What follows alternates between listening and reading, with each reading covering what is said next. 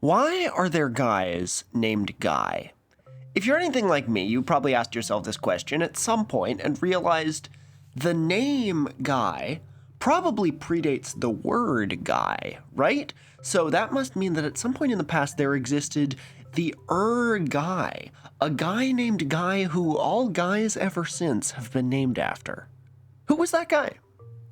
So, I began doing some research, and I found sure enough there was an original Guy, and you've probably heard of him.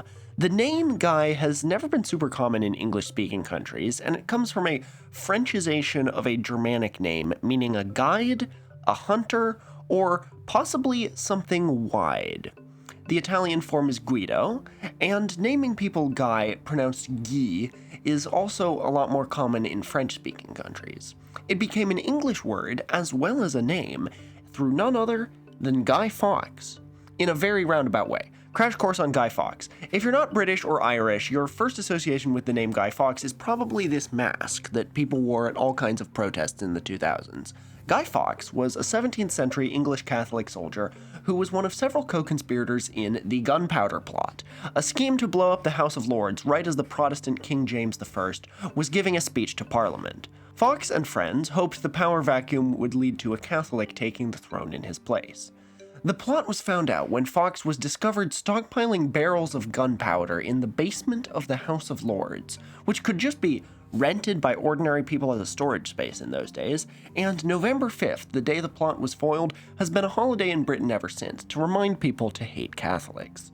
Remember, the 5th of November. Guy Fawkes was not the mastermind of the gunpowder plot. He was just the first one to be caught. The real leaders were also caught, charged, and executed, but for whatever reason, of the 13 known conspirators, Guy Fawkes is the one whose name echoed through history. Imagine if Americans had decided to celebrate September 11th every year as Ziad al-Jarrah Day. Ziad al-Jarrah was the leader of the hijackers on Flight 93, the one that crashed before it could hit its target. And in this world, every year there would be a party where everyone has to stab a dummy representing Ziad al-Jarrah. That would be fun. So then that would keep being a tradition. More and more every year, just an excuse to drink and party, but it would still be called Ziad al-Jarrah Day, such that it goes on for hundreds of years, and the man outlives his infamy. People end up forgetting that the real ringleader of 9/11 was some other guy called Osama bin Laden. 9/11 and the anger it raised become as distant as any great tragedy does when it's that old.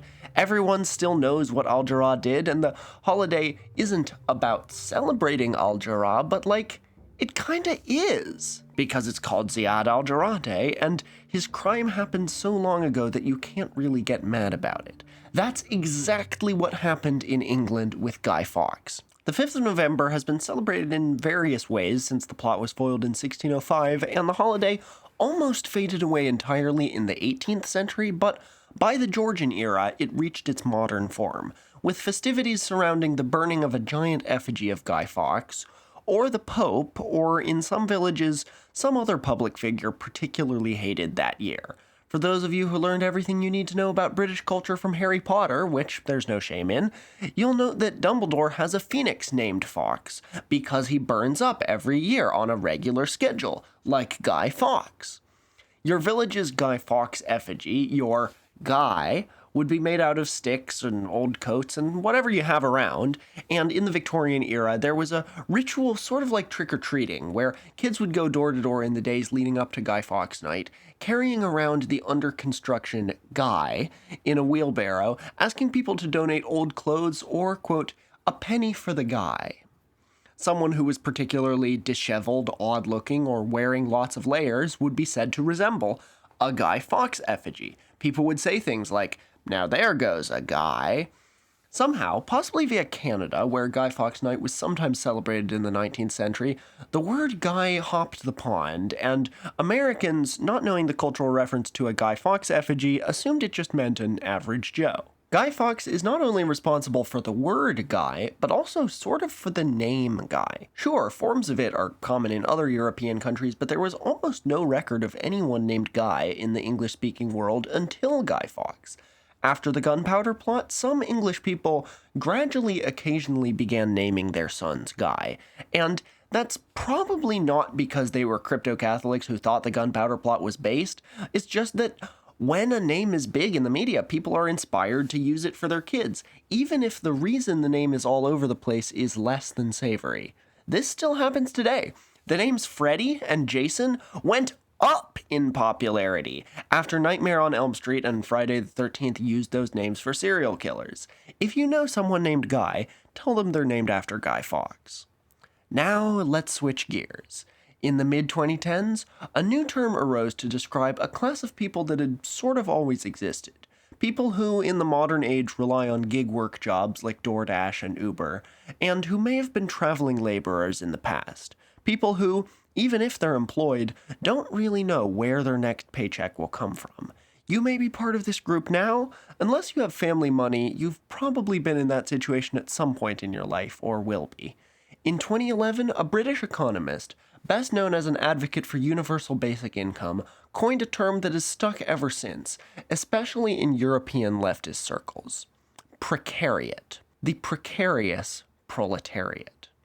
What does any of this have to do with Wikipedia? Well, I haven't revealed the economist's name yet. This man's name was Guy Standing. First name Guy, last name Standing. And the only photo Wikipedia had on file for him showed Guy Standing sitting. And this drove Wikipedians crazy. I'm your host, Tor Parsons. Before we get going, I'd like to recommend that if you happen to have forgotten about Valentine's Day and have let down your significant other, say sorry with a love slug from the Tor's Cabinet store.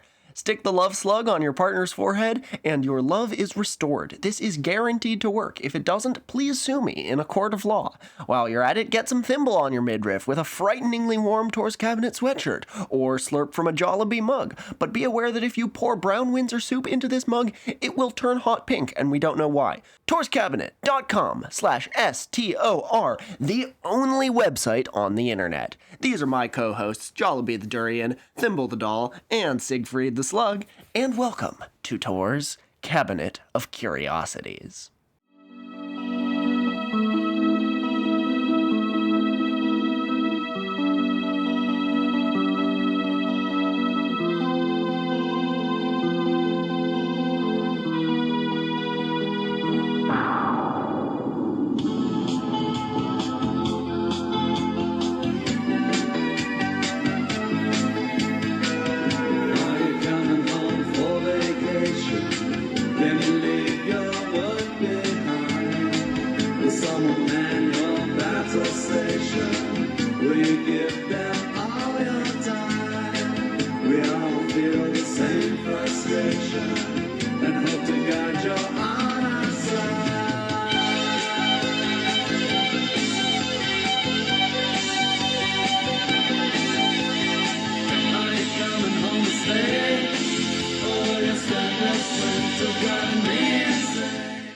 Humor is rarely permitted on Wikipedia.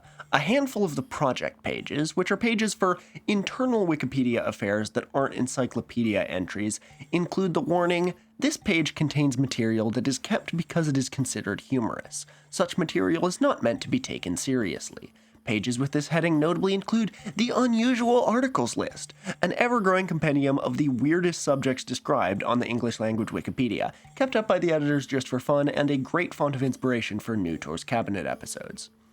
In the early days of Wikipedia in the 2000s, Wikipedians created an entire parallel parody site of Wikipedia called Uncyclopedia, the content-free encyclopedia, where they could let off steam and didn't have to be so dry and encyclopedic. Wikipedia has its 5 pillars. Wikipedia is an encyclopedia, Wikipedia is neutral, Wikipedia is free, Wikipedians should be excellent to each other, and other than these, Wikipedia has no firm rules. Uncyclopedia is guided by the 5 pliers. Uncyclopedia is an anti-encyclopedia, it is satirical, it is content-free, you should still be excellent to each other, and praise Sophia, a sort of mascot for Uncyclopedia who's half Sophia Loren and half the Gnostic goddess of wisdom, Sophia, and can only be spoken about in haikus. Because being anarchic is sort of the point of Uncyclopedia, it's been blocked in some countries for containing instructions on how to make bombs or off yourself. Uncyclopedia's most famous page is probably this one.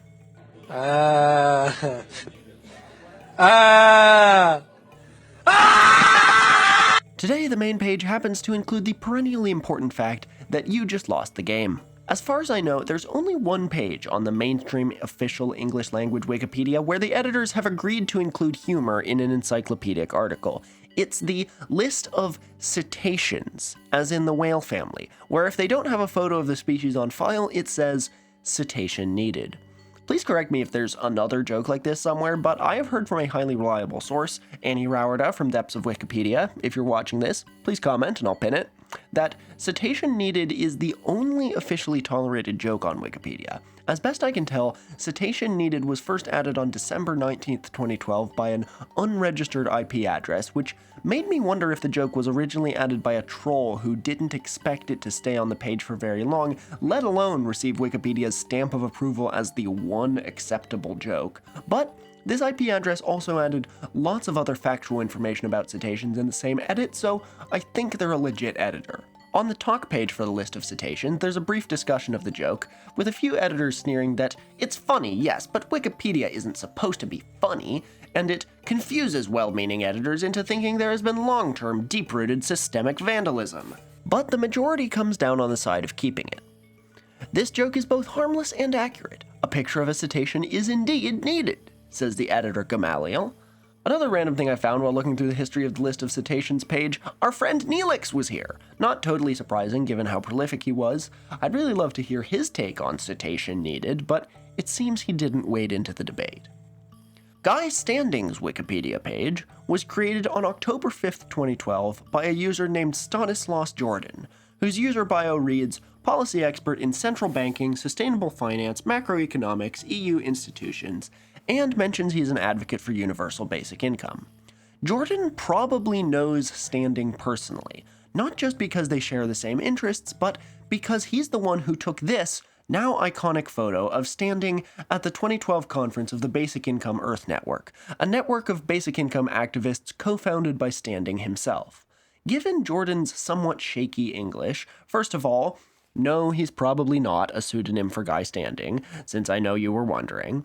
But also, it's conceivable that Jordan had no idea of the can of worms he was opening. For the next few years, Standing's page followed the trajectory of your typical short Wikipedia article about a person who's highly influential in a niche field. A week after it was created, it was flagged for deletion. Jordan defended Guy Standing's notability in the world of economics, marking the first post on the talk page for Guy Standing, and the page stayed up.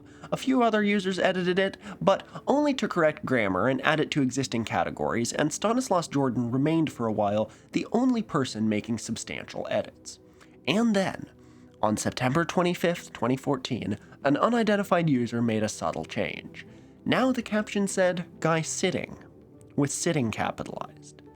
This was vandalism pure and simple. The guy's name was Standing.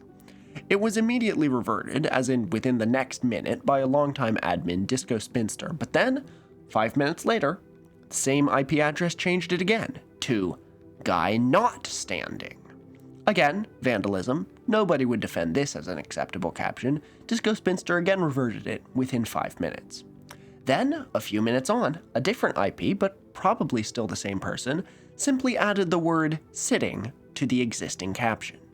Subtle. Defensible, not obviously vandalism. Disco Spinster reverted this one too, but it would prove increasingly difficult to stop the meme. Now the floodgates were wide open.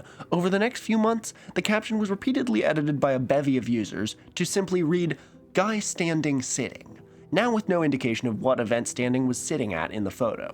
One editor came in and instead of reverting Guy Standing, sitting, to a less funny form, just removed the comma to make it more legible. At one point, the caption gained an additional letter. This was quickly changed back to Guy Standing Sitting, because it is not a factual description of the photo. But Guy Standing Sitting, well, that was what the photo depicted. After 5 months of this, in February 2015, the page was semi-protected, meaning ordinary people couldn't just edit the page willy-nilly. You had to have an established Wikipedia editor account that had edited other pages in order to edit Guy Standing. The protection was supposed to last a week, but it did absolutely nothing. During that week, over 10 different long-standing Wikipedia editors attempted to change the caption back to some variation on Guy Standing Sitting. Then the page was fully protected, meaning only administrators could edit it, the elite topmost editors who'd gone through a grueling selection process. That stopped things for 3 weeks, but no protection is permanent. Soon the sitters, as I'm going to start calling the people who edited the caption, were back up on their bullshit. One editor added the following explanation of their edit. Fear not, I fixed the caption. It is now more informative from an educational standpoint. I am qualified. I can assure you my PhD in sociology and political sciences justifies such a change.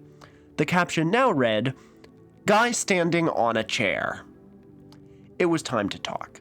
Wikipedians only like one thing, and it's fucking discussing. On the talk page for Guy Standing, a lively debate got going. Please put some form of edit protection. People keep vandalizing the page with Guy Standing sitting, wailed one editor. It's accurate though. The photo is of Guy Standing sitting, so it isn't really vandalism, a sitter responded. A third editor was the first to bring up a solution regularly proposed throughout this battle as a diplomatic compromise. Find another photo of Guy Standing where he isn't sitting, so that the caption can just say Guy Standing, and people can snicker to themselves about how he sure is. But every photo on Wikipedia has to be public domain or freely licensed, and finding another usable photo of this relatively obscure economist was surprisingly hard. Some pointed out that, contrary to popular belief among the public and rank-and-file Wikipedians alike, Wikipedia doesn't have a rule against humor. Remember what the fifth pillar of Wikipedia is? Wikipedia has no rules. Wikipedia largely operates on the principle that the world is too complicated for hard and fast rules, perhaps best expressed by the eccentric butch lesbian nuclear scientist turned 1970s governor of Washington state, Dixie Lee Ray. My opponents will say my views are inconsistent, and they're right, because the world is inconsistent. If the editors decided they can have citation needed, why can't they have Guy Standing sitting too? In the citation needed conversation, consensus quickly came down on the side of the joke being permissible because it says exactly what it means. They needed a photo of a citation there. It's factually accurate, so what if it's also funny? Guy Standing is sitting in this photo. Some of the sitters seized on this line of thought. It's more factual than the current revision because the man is in fact sitting. You have to go out of your way to try and hide the fact that he's sitting so that the joke can't stand. To which another editor shot back, no, we don't caption the lead image on Stephen Hawking sitting in the 1980s, because that would be stupid. But that editor chose a bad example. Of course you don't, because Stephen Hawking was pretty much always sitting. Guy Standing, on the other hand. One of the sitters backed up their position with a link to an American Psychological Association study about how humor helps people learn and retain information. Arguably, the mission of Wikipedia is improved by a factual play on words that does not detract at all from the topic, they said, and they have a very good point. This online argument was becoming the number one thing Guy Standing was known for, to the point that the talk page started a meta debate about whether the page should mention his Wikipedia kerfuffle. Standing's ideas about the 21st century economy are worth listening to, and would you have heard of him if it weren't for this controversy? I wouldn't. I'd heard the word precariat before, but couldn't really define it until I began looking into this wiki quagmire. I wouldn't be tempted to look back into studies about universal basic income, which is something I got really into around 2020 but haven't thought of in a while. Hell, Guy Standing's wiki page says that he, quote, calls on politicians to make ambitious social reforms toward ensuring financial security as a right. If politicians don't take the relevant decisions, he predicts a wave of violence, anger, and the rise of far-right parties. He predicted this in 2011. Guy Standing deserves to be better known. If people learn about him because of a pun on his Wikipedia page, that's still better than only basic income enthusiasts and European economists knowing about him. While the debate drew in trusted editors on both sides, the anti-sitters kept reverting every attempt at specifying Guy Standing's posture. Throughout 2015 and 2016, someone new added Guy Standing sitting every 2 or 3 days on average. The page attracted a volume of edits befitting a much better known person, but almost no edits were done to the summary of Standing's career and ideas. That was, and is, still mostly the same text written by Stanislaus Jordan. I'd estimate a good 90% of the edits in the page's history were either to add Guy Standing sitting or remove it. Some of the comments from sitters suggest they weren't even aware that this was already one of Wikipedia's greatest debates and thought they were the first people to come up with this brilliant pun. One editor by the name of Wider took it on themselves to be the guardian of the page, deleting guy standing sitting nearly every day. Wider battled with other legacy editors, one of whom, Zach Will, kept up the fight for weeks, arguing that it's completely harmless and in no way disrupts the article. In fact, it actually provides valid information. Revert! Discuss on talk page if you're into improper humor. 2 minutes later, Zach Will put sitting back in its rightful place, saying, but the humor is not improper. It isn't disruptive or inaccurate. Revert! Revert the meme. Zach Will. Not a meme, an accurate description of a person at a congress. Wider then found another photo of standing, this time not obviously sitting. It didn't stop things or even slow them down. At one point the caption read, standing wishing to be sitting. In September 2016, after the page was temporarily protected for an nth time, the editor Sam Saylor proposed a lasting solution. Despite Saylor's contention that the humorous oxymoronic caption, guy standing sitting, while innocuous, is in my opinion not befitting, I can't not respect him because he's got a Leonard Cohen quote and a photo of the City of Arts in Valencia on his user page. Saylor's solution was to just crop the original photo of guy standing so that you couldn't tell if he was standing or sitting. This lasted 5 hours. At one point, a user added several paragraphs of factual information about Guy Standing, links to articles he'd written, details about professorships he'd held, and then concluded their lengthy series of edits by adding back the original photo with the caption, "You know and love."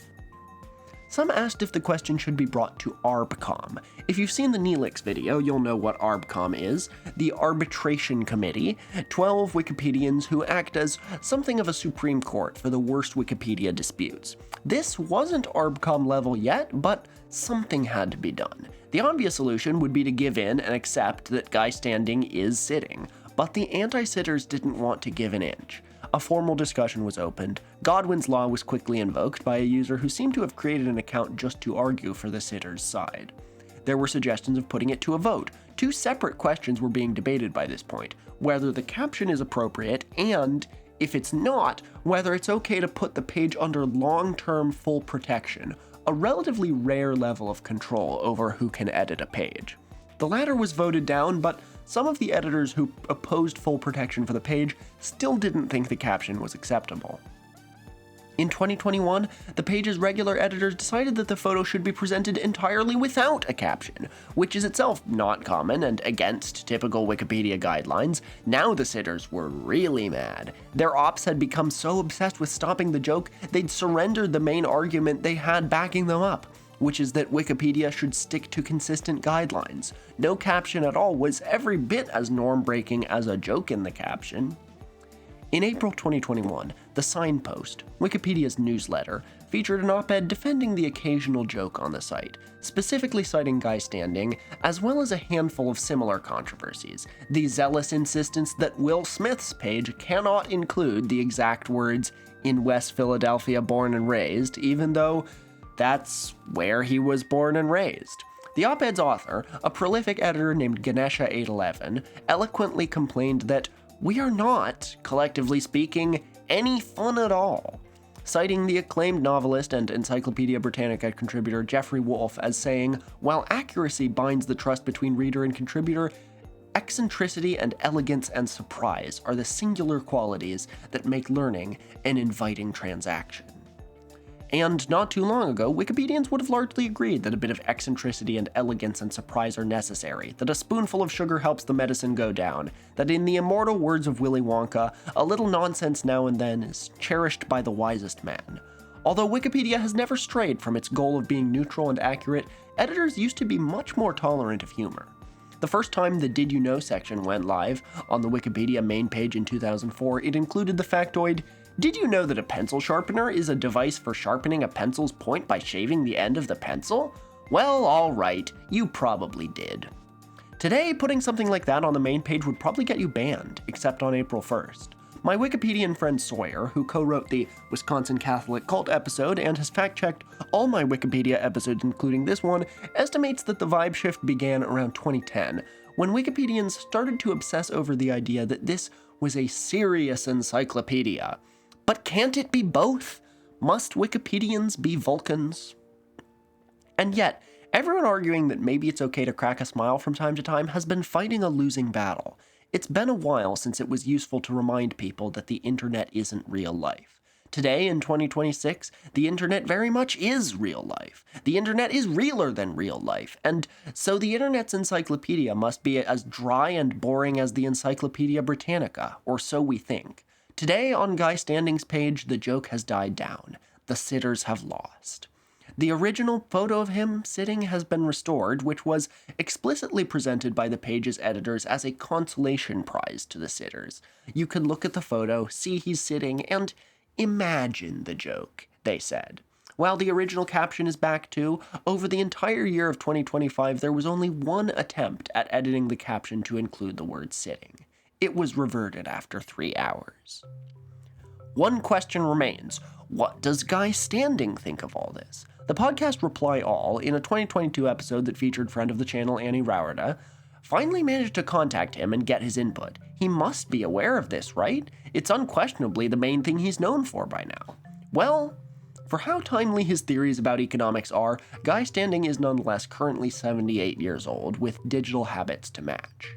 When Reply All contacted Standing, he said he'd never looked at his own page. Someone had told him about the joke once, but he had no idea it was such a big deal. Standing didn't even really seem to know what Wikipedia is, saying that Wikipedia superficializes connectivity and trivializes our use of time, like all social media, implying that he thinks Wikipedia is social media.